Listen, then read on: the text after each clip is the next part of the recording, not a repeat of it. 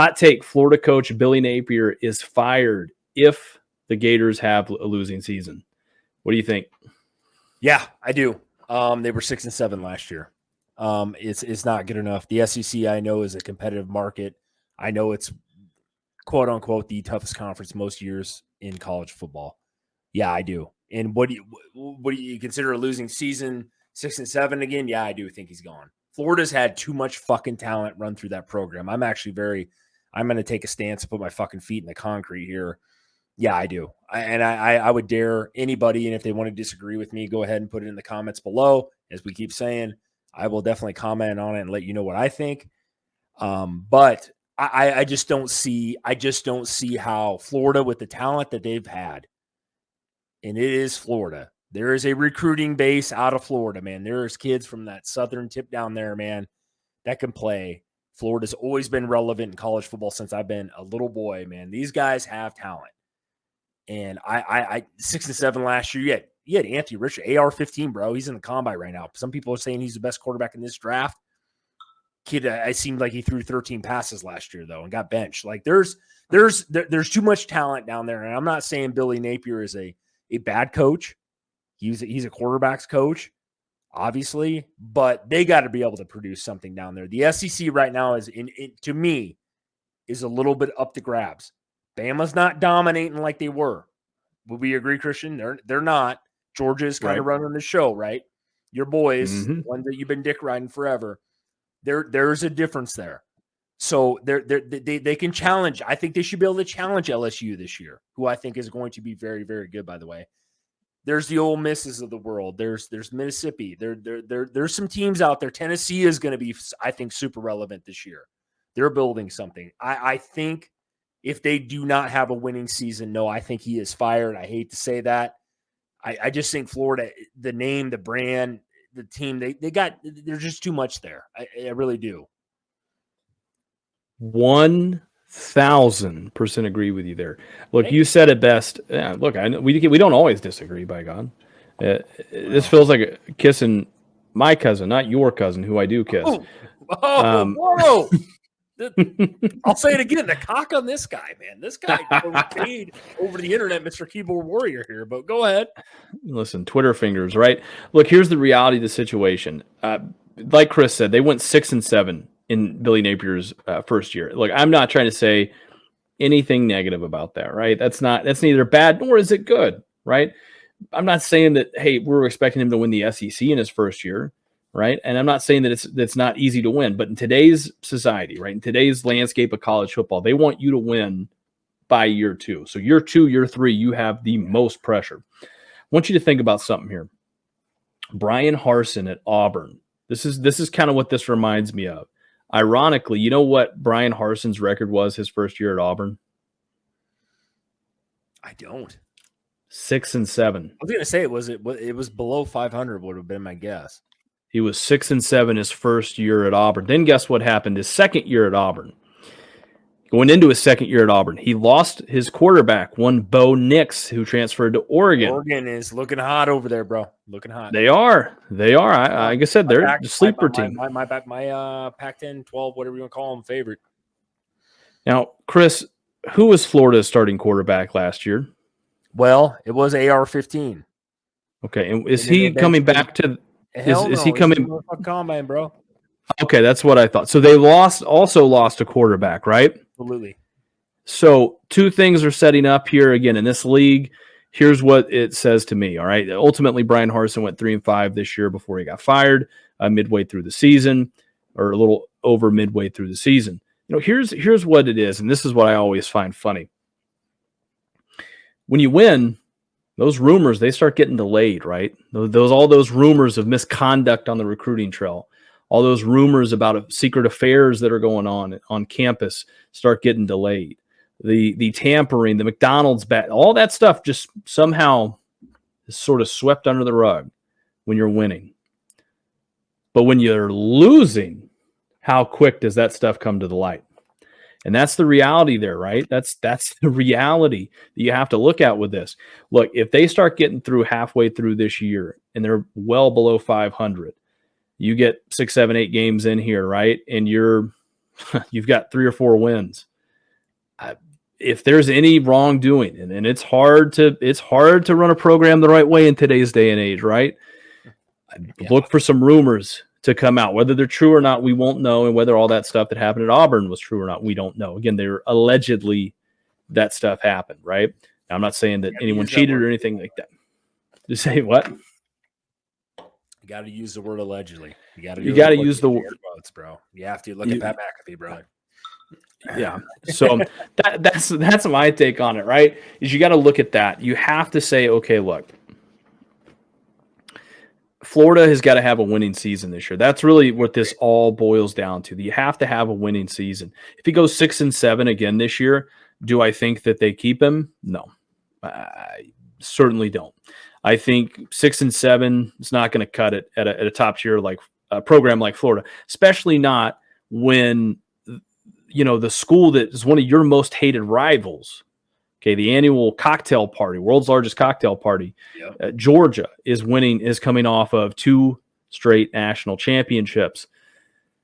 You just can't sit there and say, hey, another Saban dynasty is starting to be born over there from one of our other hated rivals, and we're just going to sit back and be cool with 5-6 win seasons.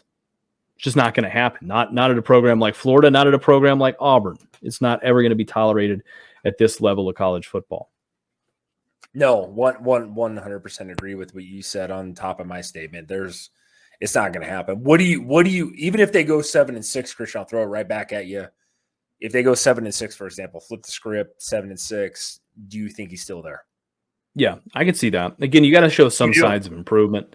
I just don't think you can say the same or regress. One win is enough.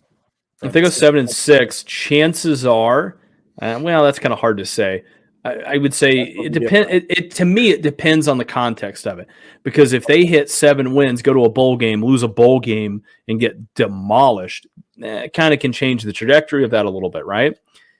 I agree. If they hit 6 wins somehow, go to the bowl game, he's not fired, he wins that bowl game, hey, that's a pretty good thing there. The other side of this, and this is worth mentioning too, by the way, is their quarterback position over at Florida. If I'm not mistaken, when Anthony Richard straight dipped, they lost some guys, didn't they? I mean, it seemed like, and again, this is not allegedly, this did happen. They had some guys transfer. They had some guys that got arrested for certain things. I'm not going to talk about that. Not going to comment on it. You can look it up. Who is their quarterback this year? Oh my God. I know who it is. He came from Wisconsin, right? Yes, it was, oh my God. I gotta go. Oh Lord. It's Anthony Richardson once he went out. Oh my God. Yeah, it's terrible. We're not on top of this, but it's Graham Mertz. That's who it was. Yes, Wisconsin. He was highly recruited by Bama. Graham Mertz. Yes, he was highly recruited for Bama. Wanted him really badly. He went to Wisconsin. I watched him at Wisconsin. I guess I never was as hyped up what other people thought about him, but he did beat him out. Richardson, that's the big knock on him. If you haven't been watching the combine, which is going on this week, you guys, this kid threw basically fucking 13 passes. You know what I mean? Like he never threw the ball enough. So they brought in Mertz, and he just, I guess we'll end this quickly with my statement here, but I just don't see Florida keeping this guy unless he wins 8 games. That's just me personally. And I'll leave it exactly right at that. 7-6. I don't still think that's enough with Florida's talent level.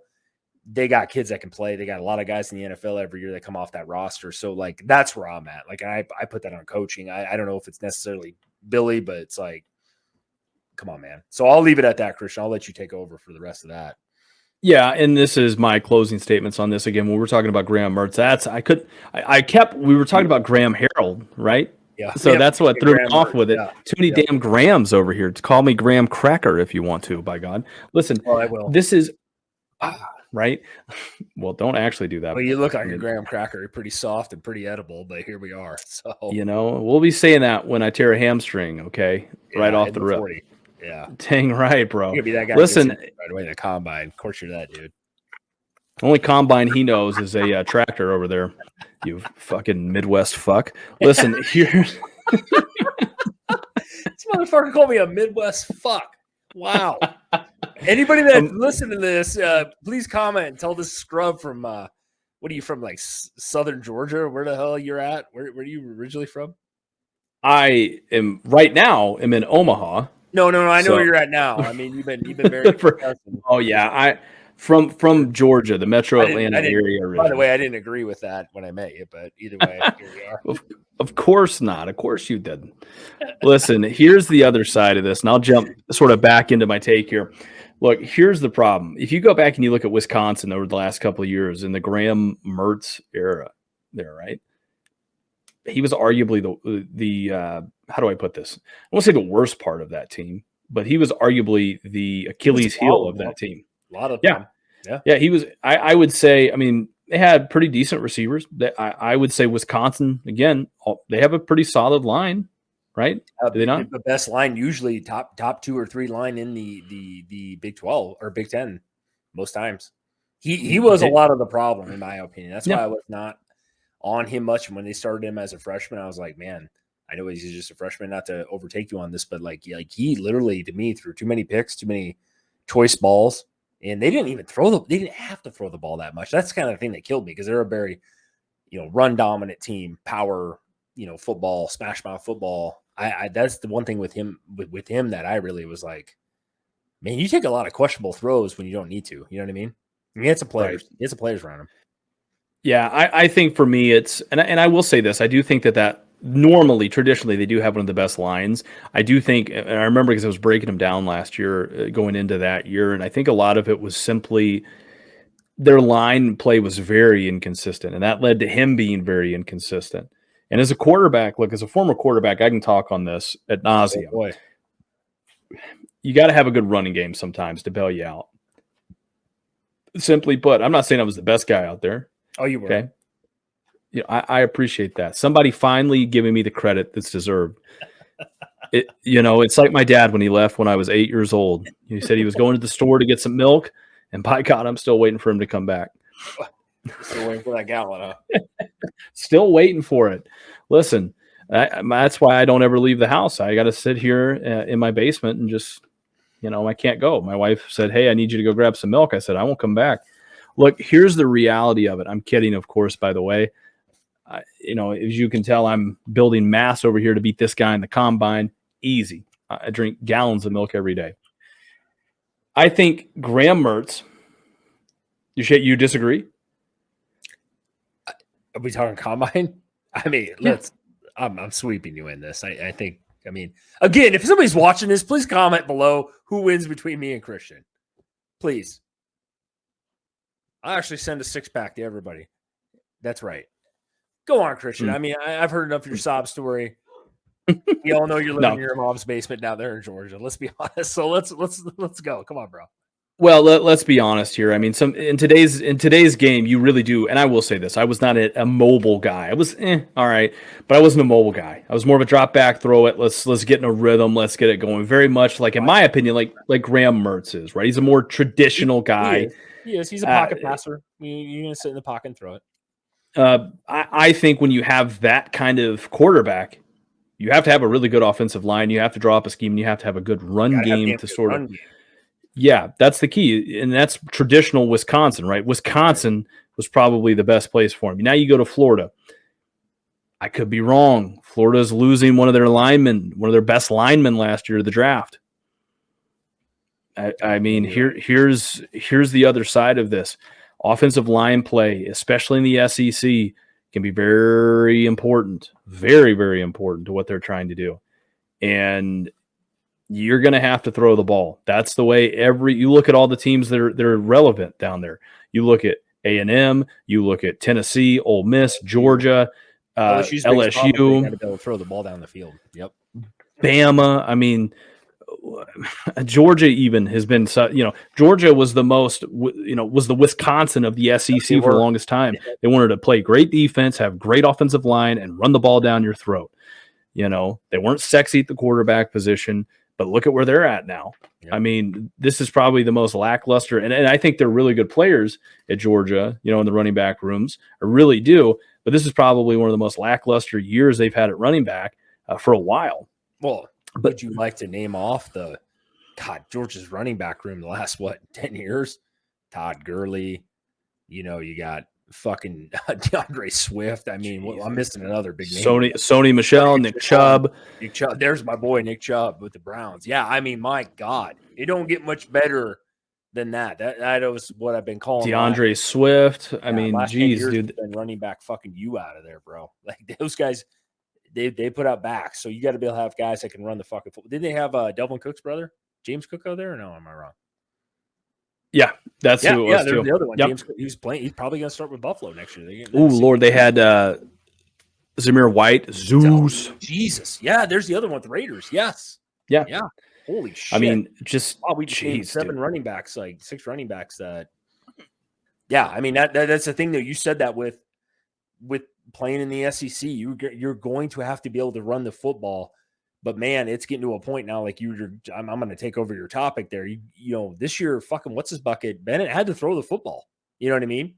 He had to throw it, and he did. And he did pretty successfully. I don't think you guys had the best receiver class this year. You didn't have George Pickens out there running routes. You had a couple guys that I think are good receivers, not great. I'm not going to put them up there with George Pickens or fucking AJ Green or guys like that back in the day, but like you guys had you guys threw the football. Who's your tight end, by the way, last year? Brock Bowers. I mean, I love that kid, man. I think I know college football he was great. I don't know what he's going to do in the NFL, but no, I think he'll be Travis Kelce-esque, if I can say so. Yeah. He's got soft hands, runs really nice routes, got some size, man. That kid can catch a football.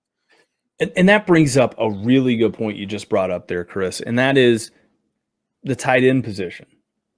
Who's the next Kyle Pitts at Florida, right? Ooh, I mean, they just had him. So, if you don't have Tony, I mean, they had some guys on there's another kid, man. I could go NFL guys on you all day, but like I Florida just doesn't they always have like this ungodly. There's teams in the playoffs that don't have as much talent as they do. You know what I mean? Offensively, especially. You know what I mean? Like it's like I just don't get, and I don't know if they've had enough like what's the word I'm looking for here? Stability at head coach and be around a while to kind of develop. It seems like they're bouncing around coaches sometimes. It seems like there's controversies within you hear about it all the time. I know it's Florida, but it's like, my God, if you guys could like put it together with the talent that they have. I mean, look at Anthony Richardson, AR-15 right now. This kid is being talked about as maybe the best quarterback in this fucking, combine, which is going on right now. I'm not trying to get into NFL, but well, then what the hell did he do in college? That's what I'm looking at. I'm like, well, nobody really knows this kid. You know what I mean? Like, you didn't do shit. At least Will Levis is who's in this combine, who I think is going to be the best quarterback. That's a take for another day. But like, I at least knew of that kid. Transfer from Penn State, rocket fucking arm, Josh Allen size, can run. You know what I mean? You had Anthony Richardson. I think the kid got benched. That's what, like, is that coaching? Has to be. It absolutely has to be. I mean, that's my only thing. If this kid's that good in the NFL, top, 20 teams want him, something's going on here. You know what I mean? Like something is off there. Florida is what I'm getting at.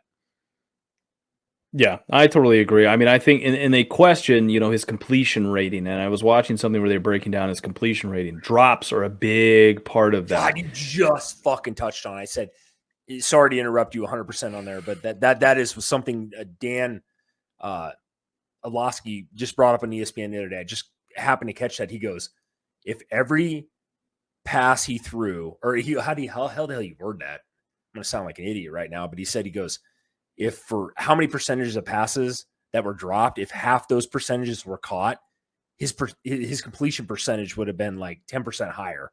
He goes, don't look in that at all. It's funny you brought that up, Christian. That's a really fucking interesting point about that kid. That's why it looks so bad. And millions of drop passes. Yeah. Which again, and this is something that, I've when we break down film, which again, we're going to start doing more of that as these spring games start rolling out. We'll start probably doing something like that. We'll probably start a Patreon page. We're going to do some other things here to make this a little more exciting. But one of the things you look at is wide receiver. You played wide receiver, Chris. You know how it is. You get to that next level, and this is probably going to blow your mind that I know this. I'm talking a little bit of secret language right here for all the wide receivers out there, right? Look, here's the reality of the situation. You get to that next level, it's not about talent anymore. Okay, when you start playing the Alabamas, the LSU's, the Georgias of the world, the Ohio, well, not Ohio State when it's a big game and on defense, but you get where I'm going with this, right? You start playing those top cornerbacks; they're just as athletic, if not more talented than you are. You have to be able to run the precise routes. If it says go to 5 yards, you go to 5 yards. You have proper footwork. You don't shortcut routes. You don't go. These are these little things that I watch, and it drives me absolutely crazy. I watched Nebraska's spring game last year, and people were saying, you don't know what you're talking about. I watched kids run half-ass routes where they were sort of rounding these routes off. They were going to 7 yards instead of 5. It throws every fucking thing off if you do that. No. One, as you said earlier, 1,000% agree. That's been saying this for years. I got kids in this house. I keep telling this when we're coming into high school football.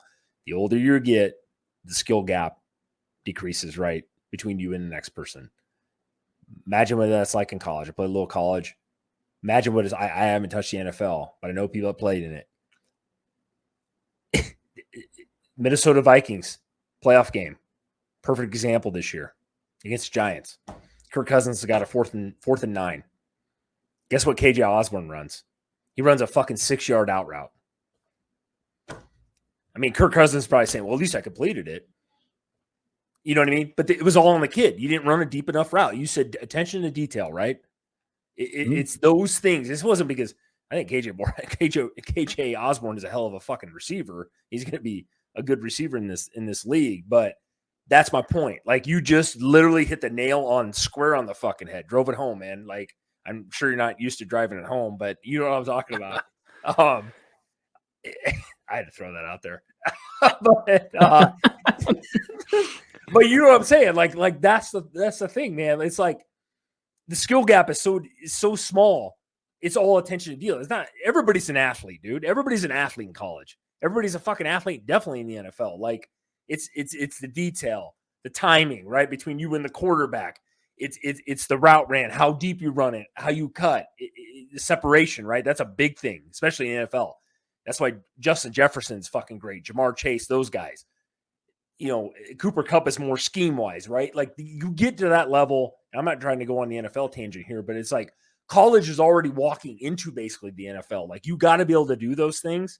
And that's where I think, like, a lot of kids aren't catching up to that right away. It's like, well, I got open on a, it was a 4th and 9, but I got open on a 4th, I ran a 7-yard route. Well, you ended up a half a yard short. Why? Because you didn't run the extra, step and a half that you should have took. And I could talk about playing receiver all fucking day long, but that's part of the problem. And you're exactly right, Christian, not to take over that part of it, but like it is that is such a mental thing. It's not talent getting that space, that route. That's right here. That's upstairs, knowing down and distance, knowing time management, knowing separation, like it's amazing to me how many times I watch football games, especially at the end of games where it's really crucial and it's a tight game. Route running. You said about Nebraska's spring game. I know exactly which plays you're talking about. Watch the same fucking thing you did, and I said, wow. That's why, and part of that's why you won 3 games a year before. I'll leave it right at that. Yeah, 100%. And that's where it becomes really important for a couple of things in there. Number one, to practice and practice and practice until you don't even have to think about it, to be a really well-conditioned athlete. I mean, and this is just a lot of assumptions on there. I know a lot of people are going to say, well, yeah, but I mean, chances are if they're playing at the University of Florida. No, we just said, hey, look, these are these little things that most of the time when you're watching a game, right, you're probably watching line of scrimmage, quarterback, and back. You got to pay attention to the receivers. Look at the routes a little more. Get a little different angle, like coach's film on it, and you'll see a whole different game out there. That's exactly right. And it's funny that I just want to interject real quick on that. Like, it's funny, like how many people in this, I've been around a while, watching a ton of fucking football my life, playing it. It's funny how many people watch just the quarterback when the ball snapped on TV. You didn't watch the route being ran, right? In where he makes his break. Like, there's so many little intricate, like, receivers kind of a crazy little, you could do a whole fucking mathematical equation on a receiver, what they do, right? I mean, it's a very, like, playing cornerback, I still this day, I played in high school, pretty decent level. Like, it is very tough. That's the hardest position in football, right? The receiver knows where he's going. You don't, right? Like there's so many intricate little things that happen there, and you're out on an island most of the time, unless you're playing zone. Like it's a very different world, right? And that's where I think a lot of teams don't exploit that, or kids, maybe they, the offense is implicating that, but the kid isn't, I'm just going to base this off my talent. I can run a fucking 7-yard route and I need 10 yards, but I'm talented enough to turn that 7 into 10. Well, that doesn't always happen when you got, a crazy good corner behind you, right? So like it's funny you bring that up, man. God, that was a really great topic you brought up there. So I appreciate that, Christian. Actually, I'm going to give you a little thumbs up here. I know you don't get that often, but I'll give it to you here.